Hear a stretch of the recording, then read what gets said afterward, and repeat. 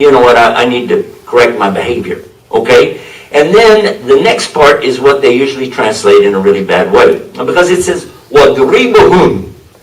Now, this implies that the woman could be struck or beaten or hit in some manner, because daraba, they usually do like this. This is the expression that the Arabs will use, daraba. Where did he go? There he is. You're bashful, he ran away. But isn't that right? They would go like this, say this is daraba. And usually, this is a good meaning for that.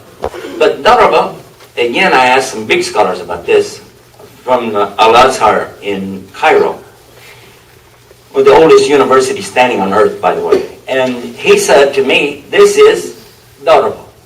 I said, swinging. Yeah, could be swinging and missing. This is daraba.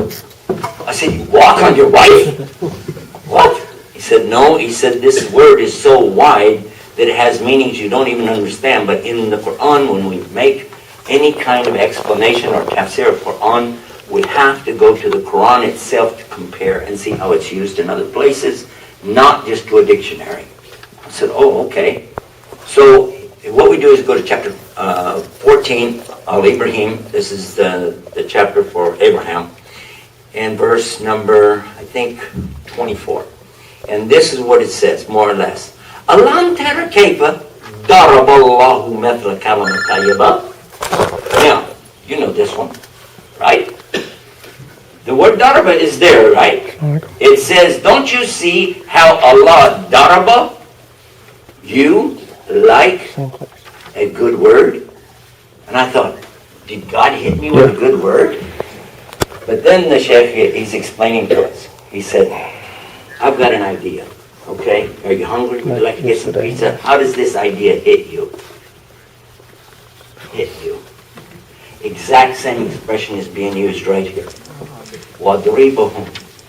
It could be that you're simply trying to make another way to get the point across to her as you did in the beginning, because the very next verse, which almost nobody reads, says it clearly. If there is still a dispute between the two of them, the man and the wife, then you bring in her relatives and his relatives and sit together and work it out, if you're truly seeking to do this for the sake of God. So how could that be that a man hit his wife and then goes and gets her father and says, hey, by the way, I was beating your daughter up and it's not going to work. So how could that be that a man hit his wife and then goes and gets her father and says, hey, by the way, I was beating your daughter up and it's not going to work? So the answer, sorry it had to take a minute for this, because this is what we find all over the internet. We find people saying things with no knowledge whatsoever. They didn't take any time to study anything, even Muslims themselves. Some of the Muslims have told us that they can beat their wives because of this verse. And some of the ladies, they don't know any better, they accept it as well. The biggest problem is that 88% of all the Muslims, 1.5 billion in the world, are not Arabs. They don't know the meaning of the Arabic language. We memorize the Qur'an, there's no doubt about that, in Arabic. But as far as taking time to find these meanings, that's one of the jobs that we have as Muslims, to get across the right meaning, and what we're trying to do with the effort that we're doing with the TV station. Thank you, Yusuf. As both a husband and a father, I can absolutely attest that sometimes it does take me more than once or twice to get my point across. And Colonel Gasson is commander of the Army's Wounded Warrior Command. And he is a bilateral amputee. And he has had experiences with the Muslim community outside of the U.S., outside of Alexandria, that I thought might be an interesting thing to share with this group. It gives you a little different perspective of the faith, the Muslim faith, outside of Alexandria. Colonel?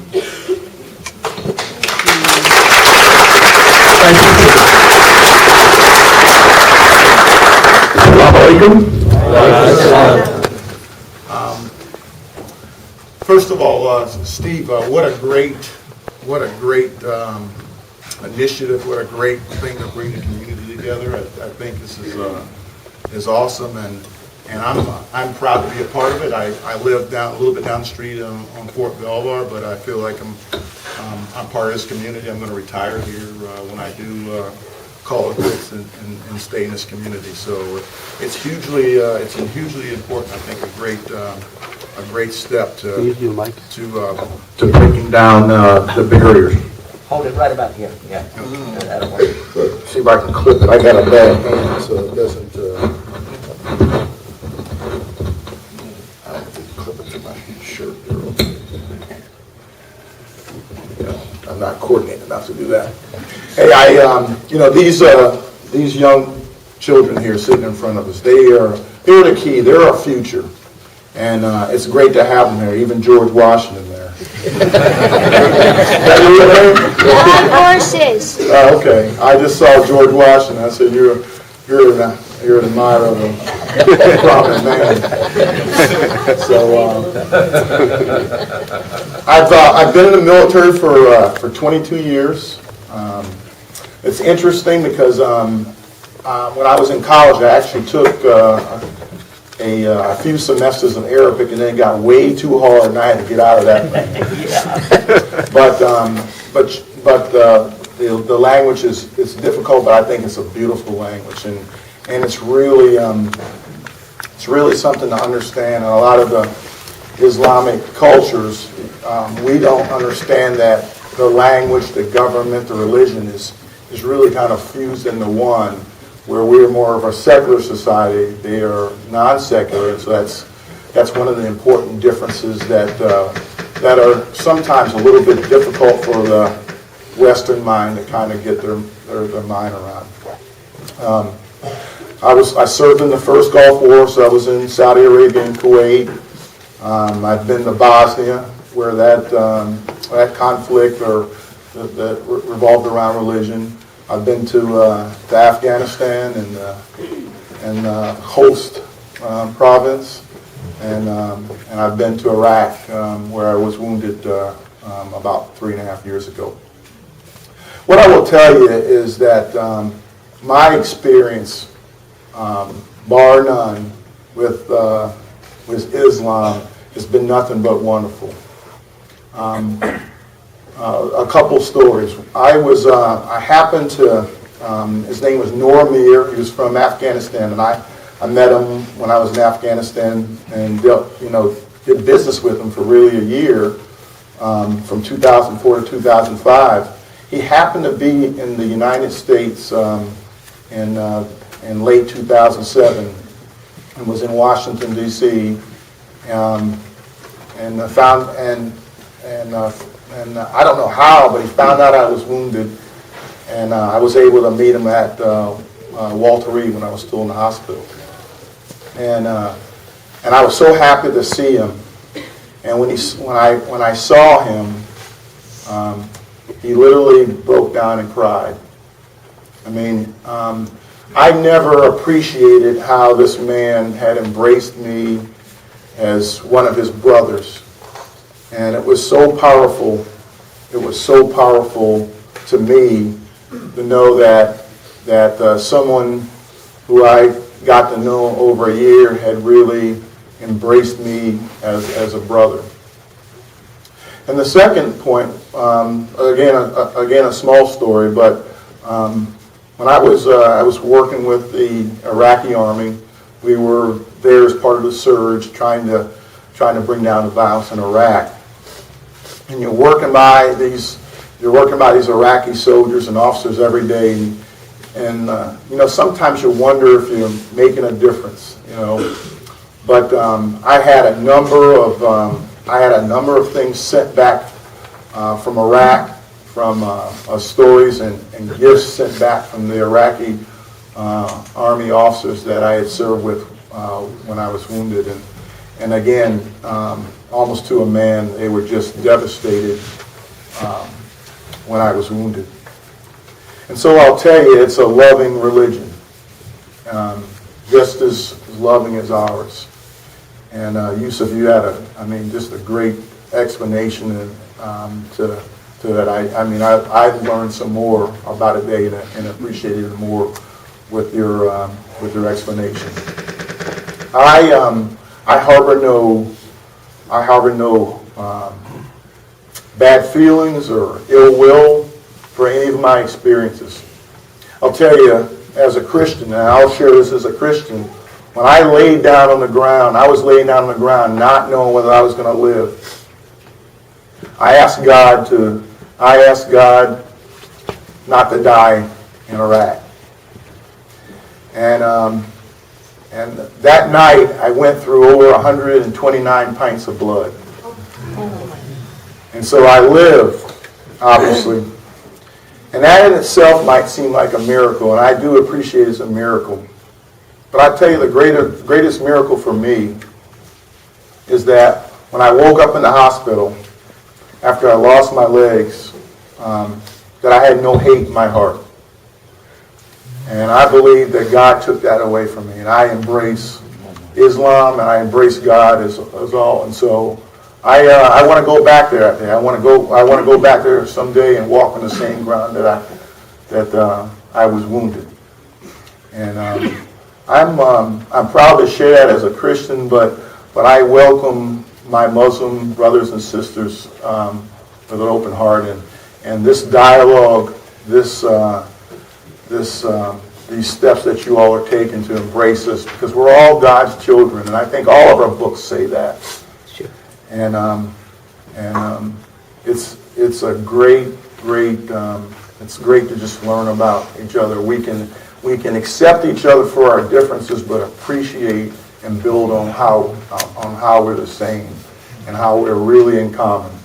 I tell people all the time, I said, you know what? The average Iraqi, the average Afghani, the average American, the average whatever peoples of whatever country I've been in, they all want peace.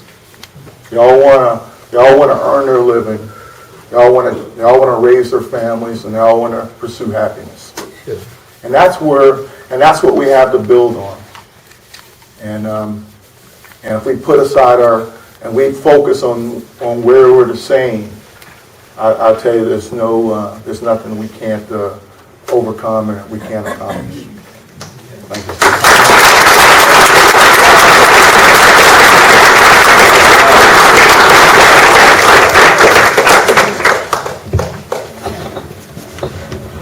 Yeah. Tell you what. There we go. Any questions for the Colonel? Yes, sir. First of all, I'd like to, first thing I would do, I'll just do it.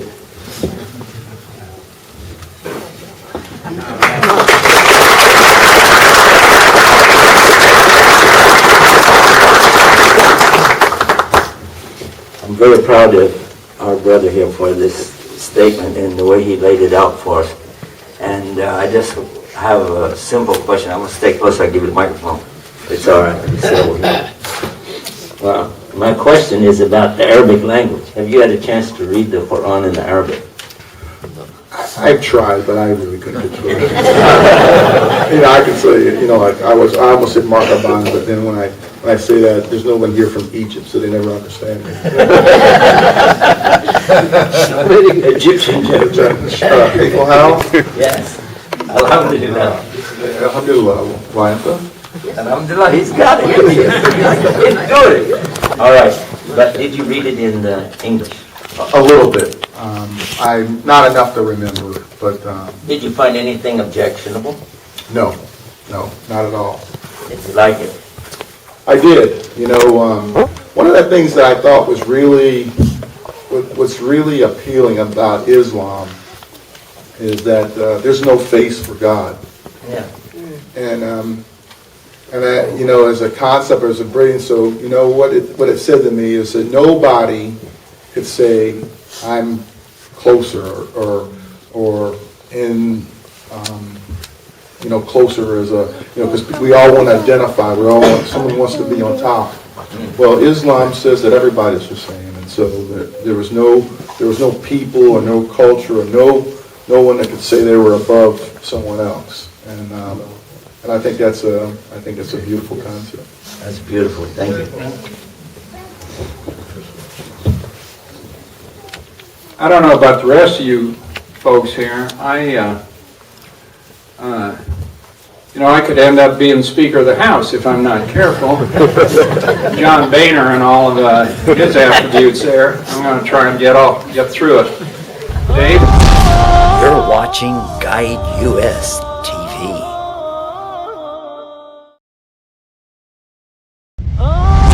Let's return to the Muslims visiting the Christians in Aldersgate Methodist Church. Muslim family in Manchester, New Hampshire. They did similar to you. They did not have their center yet. They're in the process of building one, and a lot of the religion, the teachings, came out of the home. They mentioned a few things that were kind of difficult on the children, like the one girl played basketball, and she wore a garb that was unlike that the rest of the players wore, and some of the opposing teams resisted that. They didn't want her to play. Fortunately, her coach and her teammates understood it, and she was able to play. But I think that's just one example of the kinds of things that you might be dealing with. And what else? What are some examples of these kinds of things that you're assimilating into the society of the United States of America? What are the problems that you're dealing with? Hi, my name is Simi. I've been here, I came here in 91. I was 9 years old and I've been raised here. I went to middle school here, high school, college, and just lived here all of my life. Speaking of assimilation, I think that begins for us the second we get here. The assimilation begins because for us, it's not really an option. It's a necessity in order to communicate, in order to relate to one another. Assimilation is a very important part of it.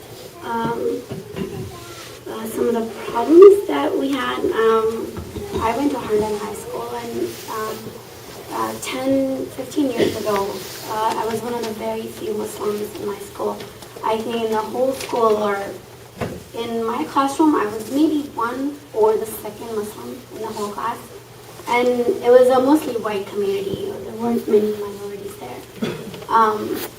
And I like those people. When in my gym class, I wore sweatpants. Even if it was summer or winter or whatever, it was my t-shirt and sweats. I had to explain to people why I wore it. And the reason was that, well, we don't show our bodies. We don't expose the body to a degree where just normal Americans, Christians, other religions do, but not for us. That's from my point of view what I was taught, that I'm not supposed to expose my body. And you just try to maintain. I didn't wear a scarf at the time. I'm wearing a scarf now, but for the first 9 years, I didn't wear a scarf. And even now, sometimes I take it off, sometimes I don't. And I think that's the one thing with all these women here. Some are wearing, some will show their hair, some will not. I'm wearing pants and shirts. Some wear long, which are called shalwar kameezes, long shirts, different beautiful prints. Some, like Amatola, she's wearing a hijab, and that's covering the whole body and not exposing different body parts, like that you cannot see the body. And that's one thing that I think that's one difference between countries. Like Pakistani women, they will wear, this is more Pakistani clothing, shalwar kameez, long scarf. Arabic countries, I think underneath they all wear pants, shirts. They all wear jeans and skirts, but they cover their clothing with long hijabs. And that's a lot of the Arabic clothing. They don't have clothes like ours. From Pakistan, from India, from what other countries? Bangladesh, yeah, they wear a lot of saris. Indians wear a lot of saris. And it's a choice. I think that's one of the biggest misconceptions, that we're forced to wear these things, and that's so not the case. I mean, I don't know anybody who's forced to wear anything that she didn't want to wear. None of my friends, not any of my cousins or anybody is ever forced to do anything. We're not forced to marry. We're not forced to do something that we didn't want to do. I mean, yeah, there's a certain degree where parents, just in general, they discipline their kids, and they discipline some a little harsh, some not as harsh. But as far as hitting them or beating them, I think that's more personal or choice, I would say. It's not taught. It's not, like moms and dads, like they're not taught that you're supposed to beat the kids, or they're supposed to beat your sisters, you're supposed to beat your wife. It's still not the case. Everybody goes through the same issues, the same problems, the same, from puberty to all the other adult issues that most of us have. I mean, most of my American friends have. We have the same ones, except it's just a little different because we have our culture to hold on to as well as the American part. And that's some of it that we just embrace automatically. I can say my mom over there, she's American, she's white. So, I mean, she was teaching me one part of being American, and I learned the other part of being a Pakistani and being a Muslim. And I'm a combination of it. And most of the people, most of the kids, most of the young adults, that's where we are. We're not taught to make our differences, kind of read aloud. It's more of assimilation, more of the commonality, how we want to come together as friends, as families, and just, Thank you. Thank you.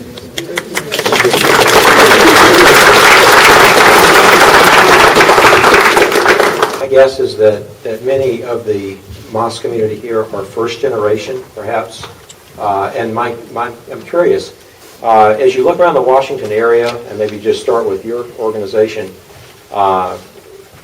do you tend to come from multiple countries, and how would you describe that your community? And if you look around the Washington area, if there are other mosque communities, do different first-generation nationalities tend to go to one mosque than another, or is it more like, I live in this neighborhood, so I'll go to this one? So what countries are you from, and if you were in another part of the Washington area, how would you answer that?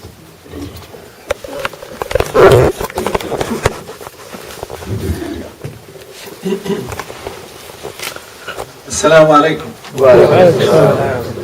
My name is Isam Tillawi. I moved to Mount Vernon about 17 years ago. And I'm married and I have 4 children. They're all the generation you're talking about. And my background, I'm a physician. I have a medical clinic across the bridge. And I lead a prayer in our masjid. I want to thank Steve and Diane and everybody and all organizers. This is, I believe, is a historical meeting because it's the first interfaith meeting that we are all grateful to. I'm glad that we had the opportunity to meet all of you. And also very grateful that you allowed us to pray in your church. And we like to invite you, God's willing, when we build our masjid, to come and visit us. And I promise you we will not have those just hors d'oeuvres. We'll have an international cuisine. And that's the answer, international. Our religion is global. And if you go to any masjid, you're not going to find I really enjoyed this video, guys. You know, I just enjoy the fact that this conversation or this question and answer program, it was so peaceful, you know, so entertaining, so educative. It's so interesting. I really enjoyed every bit of this video. Let me know your point of view, guys. Thank you so much for watching. Don't forget to smash that subscribe button for more. Please watch out for the concluding part. And thank you so much for watching. I'll see you guys in the next one. Stay blessed. Bye.